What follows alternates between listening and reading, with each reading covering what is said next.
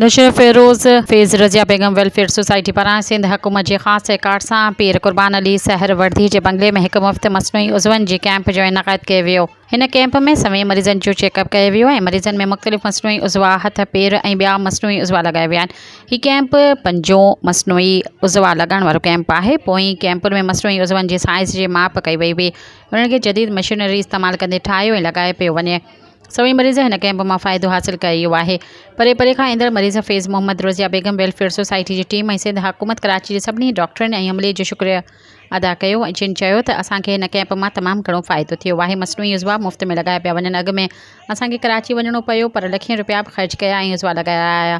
असांखे इहो सभु कुझु असांजे इलाइक़े में मुफ़्त में ॾिनो पियो वञे। अहिड़ियूं वधीक कैंपूं मुनक़िद थियणु घुरिजनि। हिन कैंप में सियासी समाजी शख्सियत पीर ख़ालिद Saifullah Pir Shaman social media Chaudhry Iqbal Khanzada rising youth जे चेयरमैन जावेद रईस ख़ानज़ादा ऐं ॿियनि शिरकत कई।